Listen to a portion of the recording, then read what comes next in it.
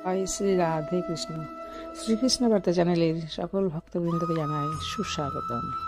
আশা করি রাধা কৃপায় সকলেই ভালো আছেন। আজকের আলোচনার বিষয় শ্রীমদ্ ভাগবত মহাপুরাণ গ্রন্থের 4th অধ্যায় গোকর্ণোপাখ্যান। সূত বললেন, হে মুনিবর, সেই সময়ে নিজ ভক্তদের মনে অলৌকিক ভক্তির প্রাদুর্ভাব দেখে ভক্তবৎসল শ্রী ভগবান তার নিজ ধাম ছেড়ে সেখানে এলেন।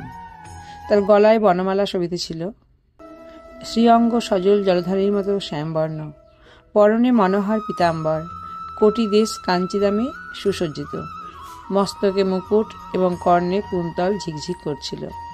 তিনি ত্রিভঙ্গ ললিতভাবে দাঁড়িয়ে ভক্তদের মনোহরণ করছিলেন।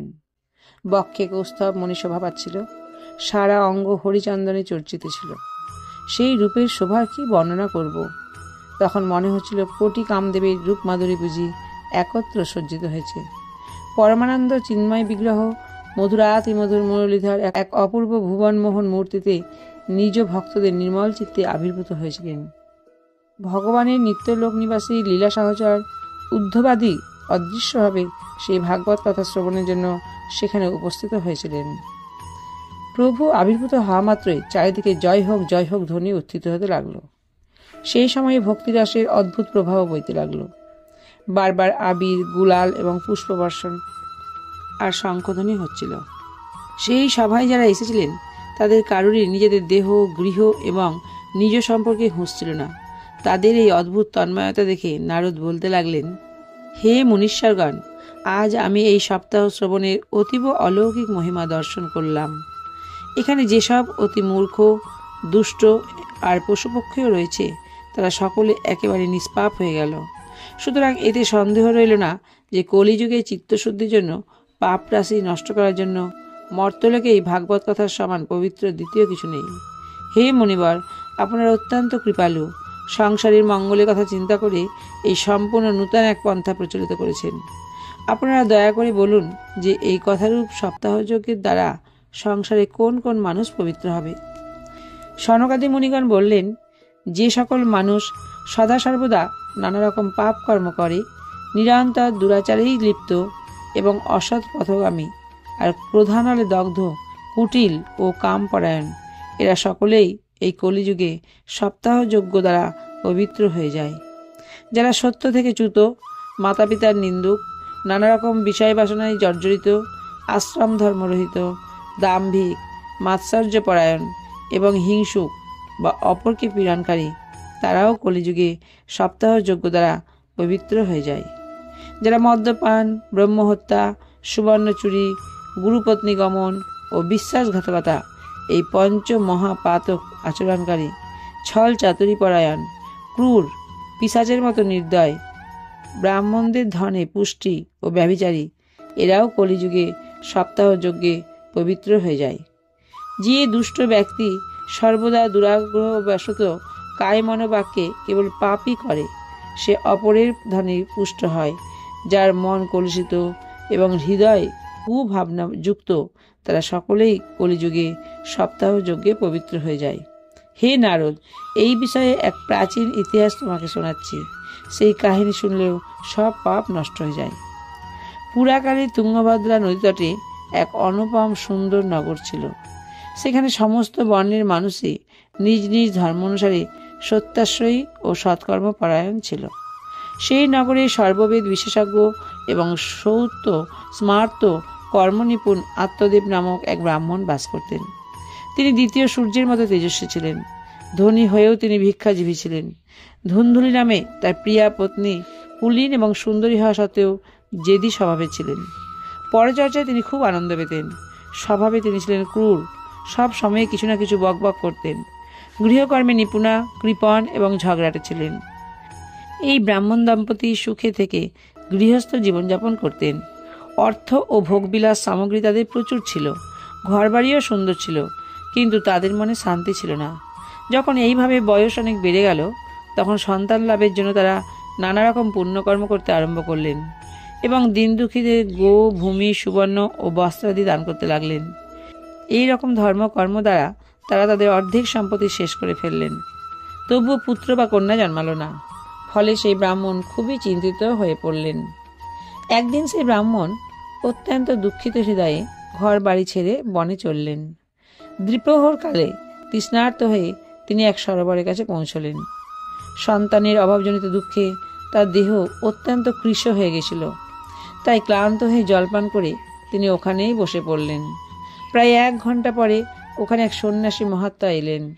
ব্রাহ্মণ যখন দেখলেন যে সন্ন্যাসীর জলপান শেষ হয়েছে, তখন তিনি তার কাছে গেলেন এবং প্রণাম করে দাঁড়িয়ে দীর্ঘশ্বাস ফেলতে লাগলেন। সন্ন্যাসী প্রশ্ন করলেন, হে বিপ্র, তুমি রোদন করছো কেন? তোমার এমন কি দুশ্চিন্তা রয়েছে? তোমার দুঃখের কারণ শীঘ্র আমাকে বলো। ব্রাহ্মণ বললেন, প্রভু, আমার পূর্বজন্মের সঞ্চিত পাপের কথা কি আর বলবো। আমার পিতৃপুরুষগণ আমার দেওয়া জলাঞ্জলির জল নিজ চিন্তাজনিত দীর্ঘশ্বাসে ঈষৎ উষ্ণ পান করছেন। দেবতা ও ব্রাহ্মণেরা আমার দেওয়া জিনিস প্রসন্ন মনে গ্রহণ করেন না। সন্তানের অভাবে আমি এত দুঃখী যে আমি সব কিছু শূন্য দেখছি। আমি প্রাণ ত্যাগ করার জন্য এখানে এসেছি। সন্তানহীন আমার এই জীবনে ধিক, সন্তানহীন গৃহকে ধিক, সন্তানহীন ধনে ধিক, নিঃসন্তান বংশকেও ধিক। আমি যেই গাভী পালন করছি সেটিও সর্বদা বন্ধা হয়ে যাচ্ছে। যে গাছ লাগায় তাতেও ফুল ফল আসে না। আমার বাড়িতে যে ফল আনা হয় তাও অতি শীঘ্র পচে যায়। আমার মতো অভাগা ও পুত্রহীনের এই জীবন কোন কাজে লাগবে? এই কথা বলে সেই ব্রাহ্মণ দুঃখে ব্যাকুল হয়ে সন্ন্যাসী মহাত্মার কাছে উচ্চস্বরে কাঁদতে লাগলেন। সন্ন্যাসী হৃদয়ে বড়ই করুণার উদ্রেক হলো। তিনি যোগনিষ্ঠ ছিলেন। ব্রাহ্মণ ললাট রেখা দেখে তিনি সবই জানতে পারলেন এবং বিস্তৃতভাবে সব বলতে লাগলেন। সন্ন্যাসী বললেন, হে বিপ্র, পুত্রলাভের এই মোহ তুমি ত্যাগ করো। কর্মের গতি অতি প্রবল। বিবেকের আশ্রয় নিয়ে সংসারের বাসনা ত্যাগ করো। হে বিপ্রবর, শোনো, তোমার প্রারব্ধ দেখে বোঝা যাচ্ছে যে আগামী 7 জন্ম পর্যন্ত কোনো রকমেই তোমার কোনো সন্তান হবে না। পুরাকালের রাজা সগর এবং অঙ্গকেও সন্তানজনিত দুঃখ ভোগ করতে হয়েছিল। হে ব্রাহ্মণ, তুমি এখন বংশরক্ষার আশা পরিত্যাগ করো। সন্ন্যাসেই সব রকম সুখ বিদ্যমান আছে। ব্রাহ্মণ বললেন, হে মহাত্মা, বিবেক দিয়ে আমার কি হবে? আপনার যোগ বলে আপনি আমাকে পুত্র দান করুন। তা না হলে আমি আপনার সামনেই শোক মূর্ছিত হয়ে নিজের প্রাণ ত্যাগ করছি। যার মধ্যে স্ত্রী পুত্রের সুখ নেই, এইরকম সন্ন্যাস তো সর্বতভাবেই নিরাশ। সংসারে পুত্র পৌত্রাদিতে মুখরিত গৃহস্থাশ্রমই তো সবচেয়ে সরস। ব্রাহ্মণের এই রকম আগ্রহ দেখে সন্ন্যাসী বললেন, বিধিলিপির উপর হটকারিতা করতে গিয়ে রাজা চিত্রকেতুর অশেষ কষ্টভোগ হয়েছিল। অতএব দৈব যার সকল চেষ্টা নিষ্ফল করে দেয়, সেই মানুষের মতো তোমার ভাগ্যেও পুত্রশোক নেই। তুমি তো বিষম জিদ ধরে প্রার্থীরূপে আমার কাছে এসেছো। এই অবস্থায় আমি তোমাকে কি বলবো? সেই মহাত্মা যখন বুঝলেন যে এই ব্রাহ্মণ কিছুতেই নিজের জিদ ছাড়বে না, তখন তিনি ব্রাহ্মণকে একটি ফল দিয়ে বললেন, এই ফলটি তুমি তোমার স্ত্রীকে খাইয়ে দাও। এতে তার এক পুত্র হবে। 1 বছর পর্যন্ত তোমার স্ত্রীকে সত্য, শৌচ, দয়া, দান ও একাহারের নিয়ম পালন করতে হবে। এই রকম করলে তোমার সেই পুত্র অত্যন্ত শুদ্ধ স্বভাব হবে। এই কথা বলে সেই যোগীরাজ চলে গেলেন আর ব্রাহ্মণ নিজের বাড়ি ফিরে এলেন। বাড়ি এসে সেই ফলটি তিনি তার স্ত্রীর হাতে দিয়ে অন্য কাজে বেরিয়ে গেলেন। তার স্ত্রী তো কুটিল স্বভাবে ছিলেনই। তিনি কাঁদতে কাঁদতে তার এক বান্ধবীকে বলতে লাগলেন, শৈল, আমার তো বড় চিন্তা হচ্ছে। আমি এই ফল খাবো না। ফল খেলে গর্ভ হবে, গর্ভ হলে পেট বড় হয়ে যাবে, তারপর খাওয়া দাওয়া কমে যাবে, ফলে আমি দুর্বল হয়ে পড়ব। তাহলে আমি ঘরের কাজ কি করে করব? আর যদি কোনো দিন দৈববশে গ্রামে ডাকাত পড়ে, তাহলে গর্ভিণী নারী কি করে পালাবে? সুখদেবের মতো গর্ভ যদি পেটের মধ্যেই থেকে যায়, তবে তাকে বের করা যাবে কি করে? আর যদি প্রসবের সময় সে বাঁকা হয়ে বেরিয়ে আসে, তাহলে তো আমার প্রাণ সংশয় হবে। এমনিতেই প্রসবের সময় ভয়ানক যন্ত্রণা হয়। আমি সুকুমারী হয়ে সেই যন্ত্রণা কি করে সহ্য করব? আমি যখন দুর্বল হয়ে পড়ব, তখন আমার ননদরা এসে বাড়ির সব জিনিসপত্র নিয়ে চলে যাবে। আর এই সত্য শৌচাদির নিয়ম পালনও তো আমার পক্ষে কঠিন। যে নারী সন্তান জন্ম দেয়, সেই সন্তানকে লালন পালন করতেও তার খুব কষ্ট হয়। আমার বিবেচনায় তো বন্ধা বা বিধবা স্ত্রীরাই সুখী। মনের মধ্যে এরকম নানা প্রকার কুচিন্তা করে এই ফলটি সে খেলো না। তার স্বামী এসে যখন জিজ্ঞাসা করলো, ফল খেয়েছ? সে তখন বলে দিল, হ্যাঁ খেয়েছি। একদিন তার বোন ঘটনাচক্রে তার বাড়ি বেড়াতে এলো। তখন সে তার বোনকে সমস্ত কাহিনী শুনিয়ে বলল যে, আমার মনে বড় দুশ্চিন্তা হচ্ছে। এই দুশ্চিন্তার ফলে আমি দিন দিন দুর্বল হয়ে পড়ছি। বলতো বোন, কি করা যায়? বোন বলল, আমার পেটে সন্তান রয়েছে। এই সন্তানের জন্ম হলে আমি একে তোমায় দিয়ে দেবো। ততদিন পর্যন্ত গর্ভবতীর মতো গুপ্তভাবে সুখে বাস করতে থাকো। তুমি আমার স্বামীকে কিছু টাকা পয়সা দিয়ে দিও, সে তোমাকে তার ছেলে দান করে দেবে, যাতে সকলেই এই কথাই বলবে যে আমার ছেলের জন্মের 6 মাসে মারা গেছে, আর আমি রোজ তোমার বাড়ি এসে তোমার ছেলেকে লালন পালন করতে থাকবো। তুমি এখন পরীক্ষা করার জন্য এই ফলটি গরুকে খাই দাও। স্ত্রী সুলভ স্বভাববশত বোন যা বলল ব্রাহ্মণী তাই করলো। এরপরে যথাসময়ে ওই বোনের ছেলে হলো। তখন ছেলের বাবা চুপি চুপি এসে ব্রাহ্মণ পত্নী ধুন্ধুলিকে ছেলেটি দিয়ে দিল। এদিকে সে নিজের প্রতি আত্মদেবকে বলল যে আমি নির্বিঘ্নে পুত্র প্রসব করেছি। এইভাবে আত্মদেবের ছেলে হয়েছে শুনে সকলেরই খুব আনন্দ হলো। পিতা ছেলের জাতকর্ম সংস্কার করে ব্রাহ্মণদের দান দিলেন এবং বাড়িতে গান বাজনা ও নানাবিধ মাঙ্গলিক অনুষ্ঠান হতে লাগলো। ধুন্ধুলি তার স্বামীকে বলল, আমার স্তনে তো দুধই নেই, তাহলে গরু বা অন্য প্রাণীর দুধে কি করে আমি এই বালককে মানুষ করব। আমার বোনের ইদানিং ছেলে হয়েছিল, সে তো মারা গেছে, তাকে ডেকে এনে এখানে রাখি, সে নিজের বুকের দুধ দিয়ে এই শিশুকে মানুষ করবে। তখন নিজের ছেলের মুখ চেয়ে আত্মদেব তাদের রাজি হলেন। মাতা ধুন্ধুলি ছেলের নাম রাখলেন ধুন্ধুকারী। এরপরে 3 মাস কেটে যাবার পর সেই গরুটির মানুষের মতো একটি বাচ্চা হলো। সেই বাচ্চাটি সর্বাঙ্গ সুন্দর, দিব্য, নির্মল ও সোনার মতো কান্তিমান। তাকে দেখে ব্রাহ্মণের খুব আনন্দ হলো এবং তিনি নিজেই সেই বাচ্চার সব সংস্কার করলেন। এই খবর পেয়ে সকলেরই খুব অবাক লাগলো এবং তারা ওই বাচ্চাকে দেখতে আসতে লাগলো। তারা নিজেদের মধ্যে বলাবলি করতে লাগলো, দেখো ভাই, আত্মদেবের কেমন সৌভাগ্যের উদয় হয়েছে। কেমন আশ্চর্য ব্যাপার যে গরুর পেটেও এই রকম দিব্যকান্তির ছেলে জন্মালো। দৈবযোগে এই গুপ্ত রহস্যের ব্যাপার কেউই জানতে পারল না।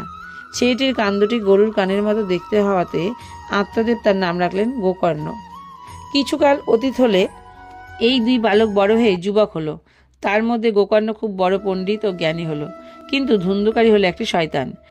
সে স্নান শৌচাদি ব্রাহ্মণোচিত আচরণের বিন্দুমাত্র জানত না এবং খাওয়া দাওয়া তার কোনো বাজবিচার ছিল না। তার মধ্যে ক্রোধ অতিশয় তীব্র ছিল। সব রকম খারাপ খারাপ জিনিস সে সংগ্রহ করে আনত। মৃতদেহে স্পর্শ করা অন্ন সে অবলীলাক্রমে গ্রহণ করত। অপরের জিনিস চুরি করা এবং সকলের প্রতি দেশ করা তার স্বভাব হয়ে গিয়েছিল। লুকিয়ে লুকিয়ে অন্যের বাড়িতে সে আগুন লাগিয়ে দিত। অন্য লোকের সন্তানদের খেলার জন্য কোলে তুলে নিয়ে তাদের কুয়োর মধ্যে ফেলে দিত। হিংসা তার কাছে এক মহা আনন্দের ব্যাপার হয়ে দাঁড়িয়েছিল। সর্বদাই সে অস্ত্রশস্ত্র নিয়ে ঘোরাঘুরি করত আর দিন দুঃখী এবং অন্ধ আতুরদের অকারণে লাঞ্ছনা করত। চণ্ডালদের সাথে তার বিশেষ বন্ধুত্ব ছিল। তাদের মতো হাতে জাল নিয়ে পুকুরের পাল সাথে করে পশু পাখি শিকার করার জন্য ঘুরে বেড়াত। বেশ্যাদের কুসঙ্গে পড়ে তার সমস্ত পৈতৃক সম্পত্তি উড়িয়ে দিল। একদিন বাবা মাকে মারধর করে বাড়ির সব বাসনকোসন নিয়ে চলে গেল। এইভাবে যখন সব ধন সম্পত্তি নষ্ট হয়ে গেল, তখন তার কৃপণ পিতা উচ্চস্বরে কেঁদে কেঁদে বলতে লাগলেন, এর থেকে তোর মায়ের বন্ধা থাকাই ভালো ছিল। কুপুত্র তো কেবল দুঃখদায়ী হয়।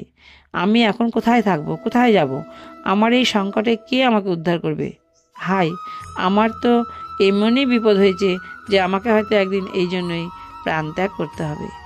সেই সময় পরম জ্ঞানী গোকর্ণ সেখানে এলেন এবং পিতাকে বৈরাগ্যের উপদেশ দিয়ে অনেক বোঝালেন। তিনি বললেন, হে পিতা, এই সংসার অসার, এ কেবল দুঃখময় ও মোহ উৎপন্নকারী।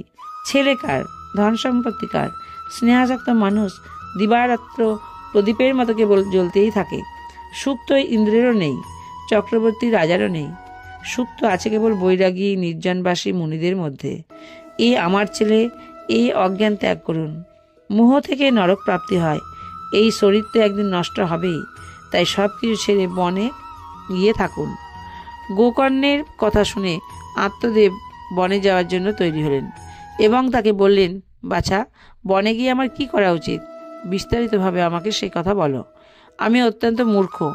আজ পর্যন্ত কর্মবশত স্নেহপাশে বদ্ধ থেকে পঙ্গুর মতো এই সংসাররূপী অন্ধকূপেই পড়ে রয়েছি। তুমি বড়ই দয়ালু, এখান থেকে আমাকে উদ্ধার করো।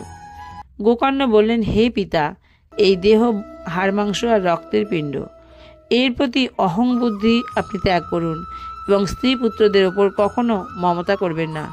এই সংসারকে সর্বদা ক্ষণভঙ্গুর রূপে দেখবেন। সংসারে কোনো জিনিসকে স্থায়ী মনে করে তাতে অনুরাগ করবেন না। একমাত্র বৈরাগ্য রসের রসিক হয়ে ভগবত ভক্তিতে নিরত থাকুন। ভগবত ভজনই সর্বশ্রেষ্ঠ ধর্ম। নিরন্তর তাই নিয়ে থাকুন। অন্য যাবতীয় লৌকিক ধর্ম ত্যাগ করুন। সর্বদা সাধু ব্যক্তিদের সেবা করুন। কোনো রকম ভোগ বাসনের পাশে বদ্ধ হবেন না এবং যত তাড়াতাড়ি সম্ভব অপরের দোষগুণ বিচার করা ত্যাগ করে একমাত্র ভগবত সেবা এবং ভগবতী কথার রসই পান করুন। পুত্রের এই উপদেশে প্রভাবিত হয়ে আত্মদেব গৃহত্যাগ করলেন এবং বনে গমন করলেন। যদিও তার বয়স তখন 60 বৎসর অতিক্রান্ত হয়েছিল, তবুও বুদ্ধির প্রখরতা পুরোপুরি ছিল। বনে গিয়ে দিনরাত ভগবানের সেবা পূজা করে আর নিয়মিত ভাগবতের দশম স্কন্ধ পাঠ করে তিনি ভগবান শ্রীকৃষ্ণকে লাভ করেন। ইতি শ্রী পদ্মপুরাণে উত্তরখণ্ডে শ্রীমদ্ ভাগবত মাহাত্ম্যে বিপ্রমোক্ষ নাম চতুর্থ অধ্যায়। শ্রীমন মহর্ষি বেদব্যাস প্রণীত পারমহংসী সংহিতা শ্রীমদ্ ভাগবত মহাপুরাণের শ্রীমদ্ ভাগবত মাহাত্ম্যে বিপ্রমোক্ষ নামক চতুর্থ অধ্যায়ের বঙ্গানুবাদ সমাপ্ত। এতক্ষণ আপনারা ভাগবত মহাপুরাণের ভাগবত মাহাত্ম্যের চতুর্থ অধ্যায়ের আলোচনা শ্রবণ করলেন। আপনারা সবাই পাশে থাকবেন এবং ভিডিওটি ভালো লাগলে অবশ্যই একটা সাবস্ক্রাইব করে রাখবেন, যাতে পরবর্তী ভিডিও আপনি সবার আগে পেতে পারেন। সবাই ভালো থাকবেন, সুস্থ থাকবেন। রাধে রাধে।